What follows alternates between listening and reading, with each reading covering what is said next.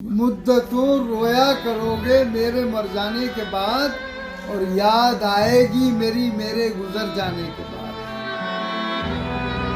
मुद्दतें रोया करोगे मेरे मर जाने के बाद, और याद आएगी मेरी मेरे गुजर जाने के बाद। शायद ठीक कह रहे थे शफीकुर रहमान बर्क।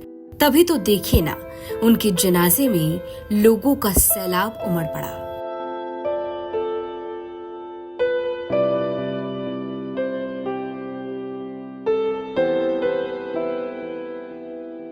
न था कुछ और मोहब्बत के सिवा मेरे पास, इसी से गैरों को अपना बना लिया।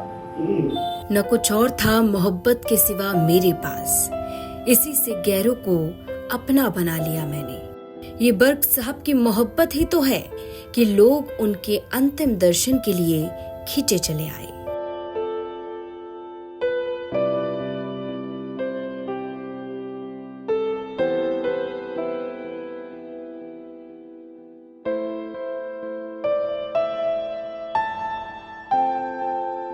संभल से समाजवादी पार्टी की सांसद शफीकुर रहमान बर्क का 84 साल की उम्र में 27 फरवरी को निधन हो गया।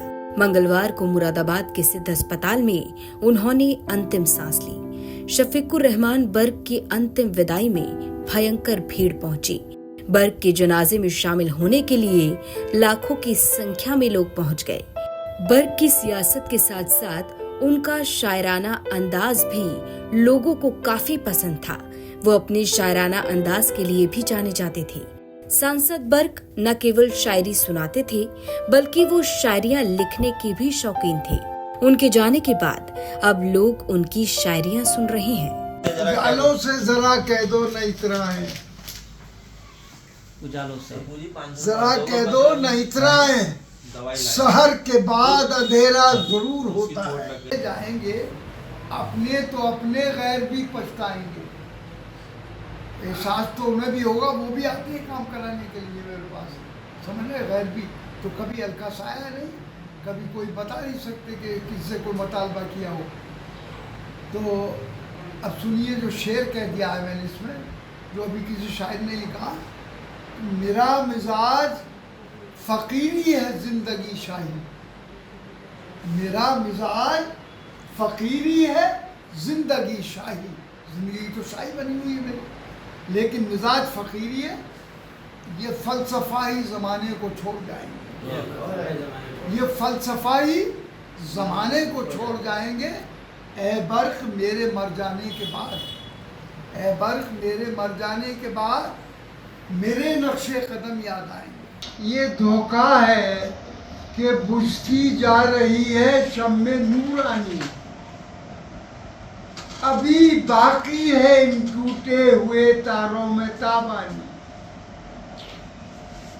अच्छा, खुरच खुरच के मिटाओ न इन निशानों को, खुरच खुरच के मिटाओ न इन निशानों को, हमारे नाम से शायद तुम्हारा नाम चले। जी बहुत बढ़िया। देखिए, वफा की राह में कांटे बहुत हैं, वफा की राह में कांटे बहुत हैं, इसी में फूल भी खिलते बहुत हैं। मोहब्बत के लिए इंसान को ये रिश्ता ही क्या कम है। मोहब्बत के लिए इंसान को ये रिश्ता ही क्या कम है कि वो काला है या गोरा, मगर औलाद आदम है। सब हज़रत आदम की औलाद है। न था कुछ और मोहब्बत के सिवा मेरे पास, सिर्फ मोहब्बत थी, न पैसा था लोगों को लुभाने के लिए या को उनका वो करने के लिए। तो मेरे पास तो कोई चीज़ न थी कि मैं देखे उन्हें तोड़ लेता, अपने साथ कर लेता। अब मेरे साथ कैसे आ गए लोग। न था कुछ और मोहब्बत के सिवा मेरे पास, इसी से गैरों को अपना बना लिया। मुद्दतों रोया करोगे मेरे मर जाने के बाद, और याद आएगी मेरी मेरे गुजर जाने के बाद।